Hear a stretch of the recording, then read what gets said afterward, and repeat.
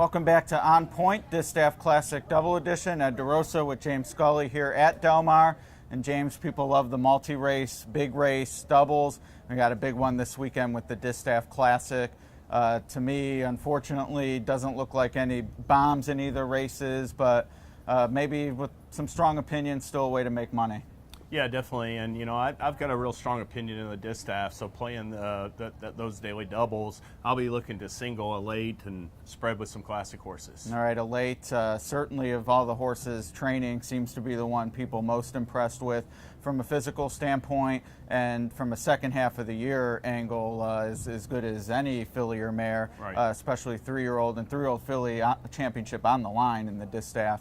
Depending on who wins, and I'm with you. I picked her as well. Has already beaten Elder on the East Coast, and I'm not too concerned with Stellar Win. She's a favorite I'm definitely against. Yeah, if I was going to play a saver, not using a late, I would use Paradise Woods. I picked her second in that race. I do think she has a little bit of a chance to steal it. And the thing about both the late and Paradise Woods that just adds to their appeal is the fact that they're trained by Mott and Papa Mandela, who are just had so much success in Breeders' Cup races. They got almost 20 wins combined. Well, and if the track plays Friday like it did Wednesday, and we still have to see what happens today's 8-race card, but Paradise Woods moves way up if it's like it was, it's Friday like it was yesterday. Yeah, because she has a real chance to get clear. I don't think Champagne Room has the speed to stay with her. Now, I know the other rivals are hoping that she's hustling from the inside post and tries to stay, keep her company at some point. But there's a real threat she just gets loose like she has in, the Santa Anita Oaks and in this Zenyatta. In the Kentucky Oaks, she was pressured from the start, and in the Torrey Pines, she didn't break well, or the Beholder, she didn't break well. So I guess it was the Torrey Pines, Right. Yeah, the short price. And I fell for her in the Oaks. I was telling myself I won't make that mistake again, but like I said, the way the track's playing, she definitely moves up for me. So we'll watch today and update everyone after the races and see there. Now going in, so for the distaff though, a late and then Paradise Woods. That's it. Paradise Woods. No Forever Unbridled. No Forever Unbridled. Okay, no Abel Tasman. No Abel Tasman. A little bit, Abel Tasman.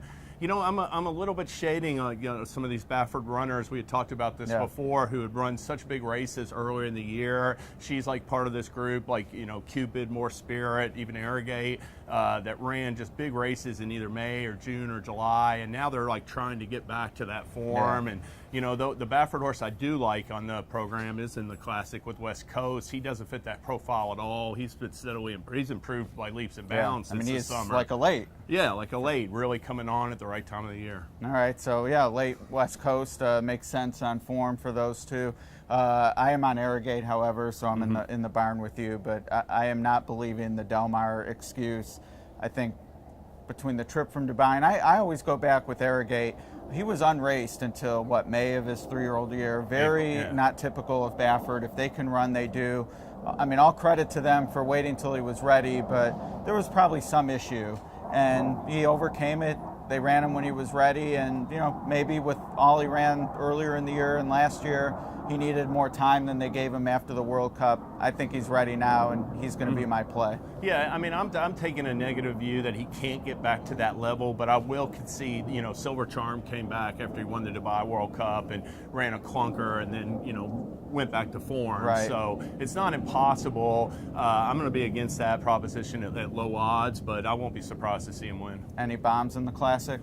Well, you talked with Gary Young about Pavel, and I'm a fan of his. I like an improving type of horse like that. I don't think he's good enough to win, but I would definitely use him in exactas or trifectas, superfectas underneath. Yeah, and Arrogate for me, especially in the multis, but if Gunrunner wins and Pavel finishes second, that's an exact I want. Right. And the opinion's Pavel, and then the others make too much sense. Right, and if I'm playing $50 doubles, I won't mind using Gunrunner because I definitely fear Gunrunner. But that's that's a low-paying ticket. I mean, West Coast is definitely my rooting interest. Yeah, that'll be the big one for sure. All right, well, that wager available on Twin Spires. You have to click the special track code for the Distaff-Classic Double. Of course, wagering already available for all of Friday's cards. So should be a great weekend, James. All right, looking forward to it, Ed.